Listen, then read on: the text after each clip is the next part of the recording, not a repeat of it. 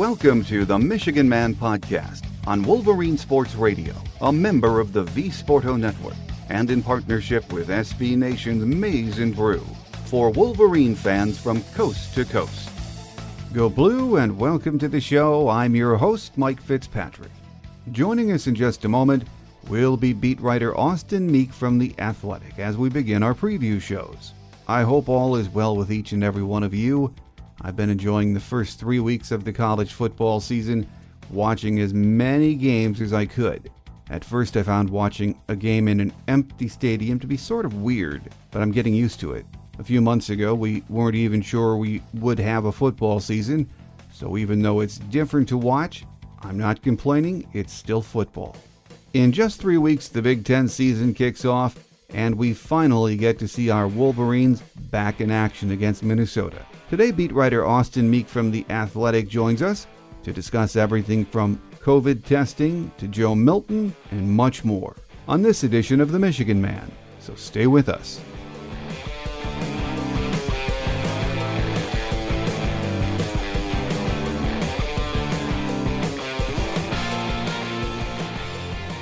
Here with us on our Game Day segment this week, and it's been a while, is Austin Meek from The Athletic, who covers Michigan football and does it so very well. Great to have you back on the show, Austin. Thanks for having me, Mike. Usually I complain when we do too many preview shows. It seems like the preview season goes on and on, but this year I'm not going to complain a bit. So I know I'm excited about an 8-game Big Ten season played in near empty stadiums, but again, the way things have gone this year, I think we're all excited. It's just great to have college football back, isn't it, Austin? Yeah, it's like you said. Some of the things that might seem like you're going through the motions in a normal year, just waiting for that first game to come. This year, you don't take that stuff for granted because for a while there, we didn't think we were going to have any of it. So I'm the ability to write the story about the backup offensive tackle or whatever the things we find to talk about in the preseason, it feels a little more exciting this year now that we finally got a game to look forward to. Well, and we've had games to watch for the last 3 weekends. I have watched as much as I could, and while the atmosphere is different without the fans and the bands, I think we'll all take it. And I think most college football fans and players feel that same way too, don't they? Yeah, you're right. It does feel different. The games I've watched, you notice the difference. But also, I've been a little bit surprised, I think, by just how normal it has seemed. Watching the NFL games, typically I don't notice it unless there's like a wide shot of the stands, or sometimes the crowd noise sounds a little bit funky, but you can kind of tune that out and just imagine that it's real normal football, and it's not quite the real thing, but it's close enough for our purposes, I think. There have been a few games postponed in the early going. I think most notably the Notre Dame-Wake Forest game last weekend. But overall, the testing and protocols in place around the country seem to be working reasonably well, don't they? Yeah, it's been hit and miss with the leagues that have tried to play. There's been some schools that have been able to get through things without having to shut down. As you mentioned, there have been games canceled and postponed. I really think for the Big Ten, we're going to find out the impact of having the daily rapid testing available, because that was a big piece of what the Big Ten announced when they decided to play the 2020 season in the fall. And I think the hope is that if you can test players every single day and you can get the results back quickly, then you won't end up in some of these situations we've seen where you have an entire position group in quarantine because of contact tracing, and you just can't play. That's what makes it really difficult to field the team, is if you've got one guy who gets sick and then you've got 10 other guys who have to quarantine, all of a sudden it's really hard to put a team on the field. So I think the hope for the Big Ten is that their testing capability will allow them to avoid some of those situations and hopefully have fewer disruptions. Well, for the next few months, we can forget about the politics and the pressure surrounding should we play, will we play, and we can focus on the season. It's an 8-game season, as we mentioned, and there's been some griping already about the schedule when it was released last week for the Big Ten, Nebraska in particular. But it is hard to make everyone happy with an abbreviated schedule like this, isn't it, Austin? It is, and I think no matter how it shakes out, no matter the order of the teams you play, when you have 8 games all against Big Ten teams. There's not going to be many gimmies in there. There's not many easy games for anybody. And Michigan has a tough schedule. Getting Wisconsin and Minnesota as crossover opponents from the West Division, that's about as tough as it gets. I think on paper those are the 2 best teams in the West, and Michigan plays both of them. But that wasn't a surprise. Both of those teams were on the schedule originally. Michigan is locked in with Wisconsin, and Minnesota, was on the original schedule, and you expected that would probably be the game they would keep. So, however your schedule shakes out, you're going to have to play good teams. Michigan knew that, and I think it's going to be really interesting because this is it's so different from what a typical schedule would be. There's no byes, there's no non-conference games mixed in there. It's just 8 tough games, and then a 9th tough game too on the championship weekend. Well, the big news concerning Michigan football last week was that Dylan McCaffrey is exiting, transferring out. Joe Milton, now the starter. And Josh Gaddis seems to really like him and heap a lot of praise on him, doesn't he, Austin? Yeah, we talked to Josh Gaddis last week, and he was pretty emphatic, talking about what he's seen from Joe Milton, talked about Joe Milton making these wow plays that, not just wow plays on Saturdays, but wow plays on Sundays as well. So there's definitely a lot of momentum building around Joe Milton, and a lot of anticipation to see what he's going to bring to the table when he gets a chance to go out there. He's still a young player. We've only seen glimpses of him so far, and it's good to sort of temper the expectations a little bit and keep that in mind, that Joe Milton's probably going to have some growing pains, but I think that just in the little bit of what we've seen from Joe Milton on the field, you can tell those traits are there. The huge arm, the mobility, the size. I mean, he just is. He's a total package, and if he can put it all together for Michigan, I think he has a chance to be a really special quarterback. Well, for this year, what would you say are reasonable expectations for Joe Milton? Yeah, that's a great question. I was thinking about that the other day. So much about this year is going to be so different that it's really hard to, the things we would talk about in a normal year, like statistical milestones and stuff, obviously that's different this year with the 8-game schedule. I think if Joe Milton is one of the 3 or 4 best quarterbacks in the Big Ten, I think Michigan would be really excited about that. I mean, obviously Justin Fields is the premier quarterback in the league. I don't think it's fair to make that comparison right now and expect Joe Milton to be on the same level with Justin Fields. But if Joe Milton, goes out there and plays well and establishes himself as one of the top young quarterbacks in the league, then maybe he can get to that level down the road. I mean, I think that's what you hope for if you're a Michigan fan, is not that Joe Milton's going to step out there on day one and be the Justin Fields type quarterback, but that coming off this year, you can say, hey, he can get there. He can, with a couple more years in the system, can get to the point where we're talking about him as a potential, first round draft pick. That would be great. If Michigan fans can say that after this year, then I think you would say that Joe Milton had a really good year. Well, one worry that I have is that after Joe, there is no experience in the quarterback room, very thin. So if Milton goes down, it's going to be a real roller coaster ride, isn't it? Yeah, that was one of the unfortunate parts about not having Dylan McCaffrey, is that Michigan was in a situation where they had, I think, 2 quarterbacks that they would feel really comfortable putting out there as a starter. So now I think that there's going to be a lot of focus on Cade McNamara and his ability to get ready and be Joe Milton's backup, and potentially, if he needs to, come in the game and play well. As Josh Gaddis was praising Joe Milton, he had a lot of good things to say about Cade McNamara as well. Maybe Cade doesn't have the whole physical skill set that Joe Milton has. Not many quarterbacks do. But it seems like the vibe is Michigan feels confident that if Cade McNamara needs to go out there, he can play well.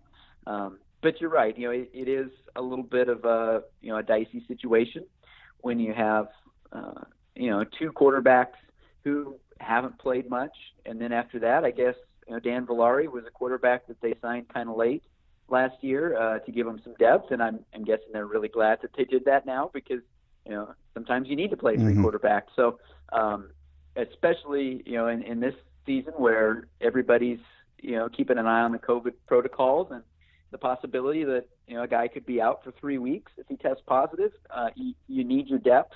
And that quarterback position is one where they're not real deep. So they need the guys they have to really step up. Well, Joe's success will be closely tied to the performance of that offensive line. It always is. Jalen Mayfield coming back to anchor the offensive line is so huge, isn't it? Yeah, absolutely. That was that was a huge boost when Michigan found out that Jalen Mayfield was going to come back. Jalen was one of the first players when the season was initially postponed to make the decision to opt out and focus on the NFL draft, which I don't think you can blame any player who made that choice because the Big Ten said explicitly we're not going to revisit this decision. So it was a totally understandable choice, but it's a big development for Michigan to have Mayfield back because they were looking at replacing 4 starters already, and when you take a potential high round draft pick out of the mix, all of a sudden that's just a complete turnover for your offensive line. But now all of a sudden, it looks like that line may not be as young and inexperienced as we thought it might be. Jalen Mayfield's played a lot of football at Michigan. Ryan Hayes has starting experience. Andrew Stuber has starting experience. So it's going to be a different looking offensive line. But with Mayfield back at right tackle, that definitely gives you an anchor to build around. And when it comes to the receiving core, the focus recently has been on will Nico Collins come back? Doesn't look like he's going to, as far as I know. It would have been nice, really nice, to get another year from him. But there are still some pretty talented guys in that receiver group, aren't there, Austin? Yeah, I wrote about this today, actually, that I think all of us were excited to see Nico Collins play another year at Michigan, excited to see if Michigan could utilize his abilities in a way that we've seen at times, but maybe not all the time, because he's such a talented player. He can do things that nobody else on the roster can do. So, looking forward to watching him. Doesn't look like that's going to happen.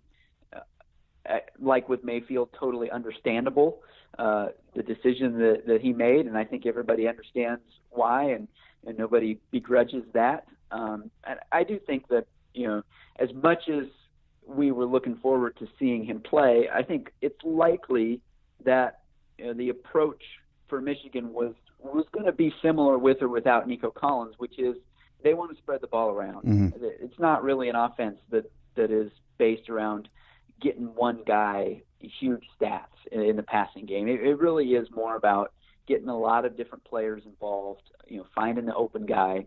And I do think Michigan is okay in terms of the depth that they have at receiver. They've got guys that haven't played a ton. We saw Mike Stainer still a little bit last year. Cornelius Johnson we saw a little bit last year. They had the 2 freshmen, A.J. Henning and Roman Wilson, that we've heard some good things about. So there are going to be some young players that are going to have to grow up pretty fast. But I think with the way Josh Gaddis wants to run this passing game, I think Michigan has the guys to make that work. Well, a lot of eyes on the running backs, and it is a crowded field, maybe as deep as we've seen at Michigan in years, but the question is, how good are they? And I think I'm like a lot of Michigan fans when it comes to the running game, Austin. We've been average, it seems like, for too long. Who steps to the forefront in this crowded group will be interesting to see, won't it? I really think it's going to be balanced. If I had to put money on the guy who's the leading rusher at the end of the year, I'd probably say Zach Charbonnet, because he had a really nice freshman year, and he did that being less than 100%. Mm-hmm. So, the word is that he's healthy now, and I'm excited to see what he can do and how his game has developed in the offseason. Hassan Haskins, he showed that he belongs in that mix, that he deserves some carries, and I think he's going to be part of that. And Chris Evans is kind of a wild card, but every indication is that he's going to have a role. He's so versatile. He brings something a little bit different from the other running backs on the roster, and I think that that's probably an exciting thing for Josh Gaddis is to have a player like that you can move around. You can do some two-back stuff that they didn't do a ton of last year. So I think they can really get creative with those running backs and use them in different ways, and I'm excited to see how this running game develops. Well, it's Josh Gaddis' second year running this offense, calling the plays, scheming. Should we expect more and better results this year? Yeah, I think that that's a really interesting question because it's so hard to know what the effect of this offseason is going to be. In a typical offseason, when you had spring practice and you had a normal preseason camp, I think you'd say, yeah, absolutely, there should be a tangible step forward in year two for Josh Gaddis. I still think that they can get better, but it is it's a tough situation because they lost a lot. They lost those 4 starters on the offensive line.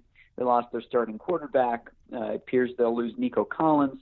So that's a lot of key players that you have to replace without really having the benefit of a normal off-season preparation. So I expect for everybody, not just Michigan, for every team, there's going to be some bumps early in the season. I don't think that this will be just a smooth runway right up to the first game and everybody's just going to come out swinging. I think that it'll take some time for everybody to get back in the groove, but ultimately, I think that by the end of this season, Michigan's offense could be, at least caught up with where it was last year or maybe a few steps ahead. If it's just more consistent than it was last year, that would be a great leap. Yeah, that's the thing that I've been saying is that when Michigan was good last year, they were really good. Mm-hmm. And I think a lot of that started with the quarterback. When Shea Patterson was good last year, Michigan was good. You look at the Notre Dame game, you look at the Michigan State game, Indiana game, there was a stretch in there where Shea Patterson played really well. And you saw the potential with Michigan's offense, but it was just too up and down. There were too many games where Shea Patterson didn't play well, too many games where the offense didn't play well, especially early in the season and then late in the season against Alabama in the second half against Ohio State. So if they can just smooth out some of those highs and lows, and ideally, if that peak that we saw last year can become more of the baseline, if we see that something close to that all the time, then you're going to be really excited about this offense because they do have the ability to do that. They've just got to be more consistent. Well, over on the other side of the ball with Don Brown's defense, a lot of questions too, I guess, starting with the front. Do you think we're a little bit thin there, Austin? Yeah, I think the defensive line, especially the interior line, is a spot where they are going to be relying on some guys who haven't played a ton. But the potential, again, go back to that word, but the potential is there with guys like Chris Hinton, Mozzie Smith. I think it's conceivable that Michigan could be better there than they were last year, even if it's going to take some young players stepping up that we didn't see. I mean, Chris Hinton is a top 50 recruit. I really feel like this is his time. He had last year to get his feet wet. He ended up playing some significant snaps late in the year, and now I think this is really the time for him to establish himself as an every down type of player. And with Carlo Kemp back, he just brings so much experience and leadership. Just a savvy guy who's played a ton of football, and you like to have a guy like that out there to sort of keep everybody together. So I think they'll be okay on the defensive line. Obviously, the two defensive ends, Kwity Paye and Aiden Hutchinson, that might be as good as it gets in the Big Ten this year in terms of a 1-2 punch at defensive end. So I think they'll be okay, but they do have some guys who need to step up. What about the linebacking core? Solid or question marks there to you? I worry a little bit about the depth because once you get past that first 3, it's really a lot of unknowns. But I do really like those top 3 guys that they're going to put out there in Cameron McGrone, Josh Ross, and Michael Barrett. we've heard Josh Ross and Cam McGrone talk about feeling like they're the best linebacker combo in the country. Mm-hmm. That's a big statement. If you're going to put that out there, you got to play really well to back it up. But I do think that what we've seen of those two guys should be exciting. To think about what they can do together. Cam McGrone got his opportunity last year when Josh Ross got hurt, and pretty quickly established himself as one of the prime playmakers on that defense. And so now that Josh Ross is healthy and they have a chance to play together, I do think that I do think there's high upside with that group. But it's just, again, it's the depth after those top three. If one guy goes down, that linebacker group is going to look really young in a hurry. Ambry Thomas is gone at one of the corners, big loss there. And I've even heard some talk in the last few days that Dax Hill could be moving around from that safety position. I don't know how much truth there is to that, but your thoughts on the back end of this defense, Austin? Yeah, losing Ambry Thomas, that's a big loss because he was such a good player and was going to be the leader of that secondary in a way. And it does leave Michigan a little bit thin at corner. And I won't be surprised if they end up moving Dax Hill around a little bit because Dax is just his athleticism and the pedigree that he had as a 5-star recruit. That just a player like that, you want to take advantage of those skills in every way you possibly can. And he's got the versatility and the athletic ability that you can plug him into different places. And he can play at a high level. Last year he got the experience playing nickel, moved back to safety at the end of the year. So he's already done that a little bit. He's already moved around. And I think Michigan will probably play him wherever they need him. And if they feel like they're stronger at safety, they have Brad Hawkins back there. Brad Hawkins, another guy, a veteran player who's played a lot of football at Michigan and, really should be set up to have a good year. So, I think the cornerback spot is definitely one of the big questions that Michigan is going to have to answer without Ambry Thomas, because Vincent Gray had been the guy that everybody had circled to start alongside Ambry Thomas, but once you got down to that third and fourth cornerback, there wasn't really a clear-cut guy who had emerged to win that job. Now you take Ambry out of the mix, then that's another position where they're a little bit thin. And if Dax Hill can help out there, I'm guessing they're going to find a spot for him. Well, one of the things I'm keeping an eye on is the kicking game. It's so huge. We usually don't dwell on it until something happens in the game. But Quinn Nordine or Jake Moody or both, which is what we saw last year, that will be interesting to watch, won't it? Yeah, it seemed like by the end of last year, Quinn Nordine had seized that job. It was, for most of the year, it was a back and forth rotation with those two kickers, and it worked pretty well. But I think ideally you'd like to have one guy that you can count on and know that when you call his number, he's going to go out there and make the kick. And Quinn Nordine was getting there at the end of the season. I think he had 10 or 11 makes in a row to end the season. So he was really on a hot streak. And I would expect that to continue and carry over. Michigan hasn't really committed to one guy as the starter there yet. But just my general sense is that if Quinn Nordine continues to kick at the level he was at the end of last year, it's probably his job. But it's good to know you've got another guy like Jake Moody who has made some big kicks for Michigan and is available there if you need him. No, absolutely. I think the last thing in my memory of Quinn Nordine is that 57-yarder against Alabama in the bowl game, and he did hit his last 10 in a row.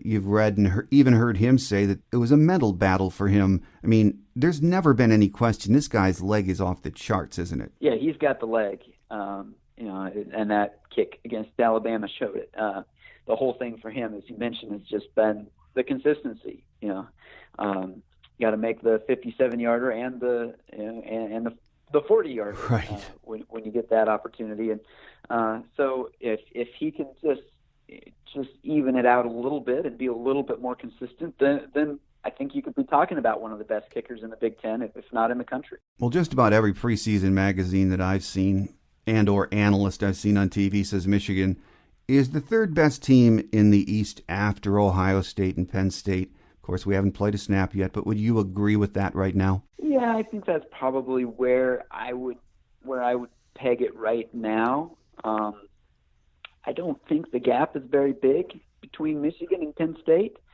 Penn State does come to Michigan Stadium this year for whatever that means, without fans in the crowd. So, I think the order of those two teams very much, could switch by the end of the year. But for right now, I think Penn State has their quarterback coming back. A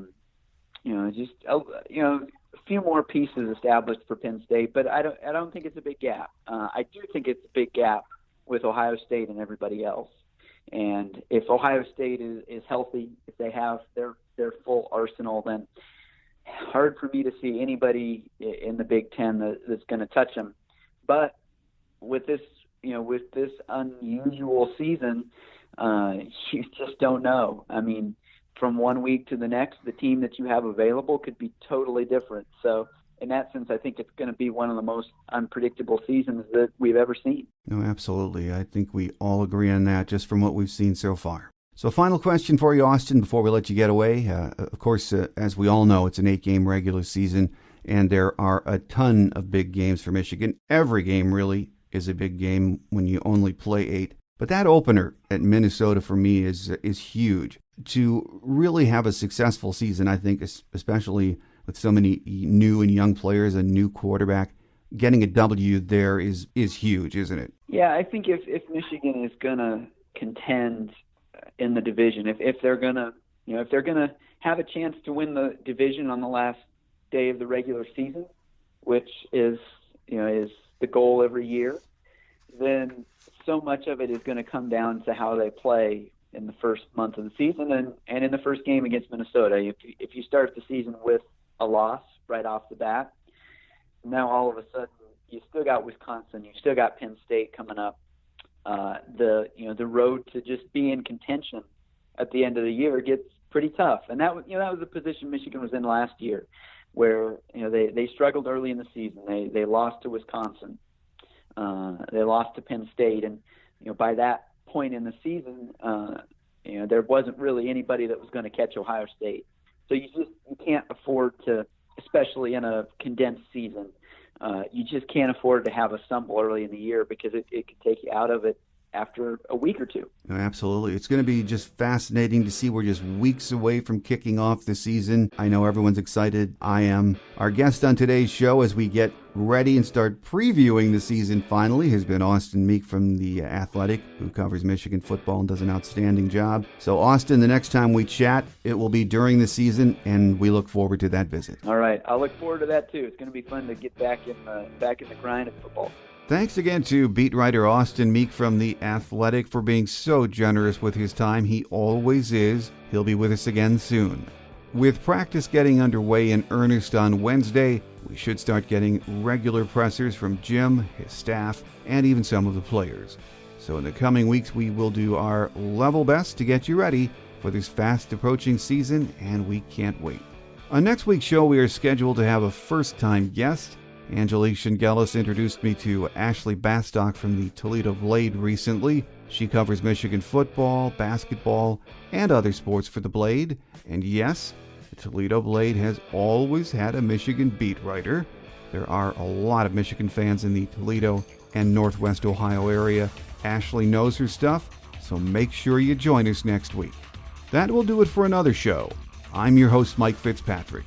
Have a great Wolverine week, everyone. Until we meet again, take care, and as always, go blue. Thanks for joining us today on The Michigan Man, here on Wolverine Sports Radio, a member of the V Sporto Network, and in partnership with SB Nation's Maize and Brew. Our listener lines are open 24/7 for your calls at 313-263-4842. That's 313-263-4842. Or email us at themichiganmanpodcast@yahoo.com. That's themichiganmanpodcast@yahoo.com. The Michigan Man podcast is produced at the studios of Robin Lynn Productions, Allen Park, Michigan, and is not affiliated with the University of Michigan. Go Blue!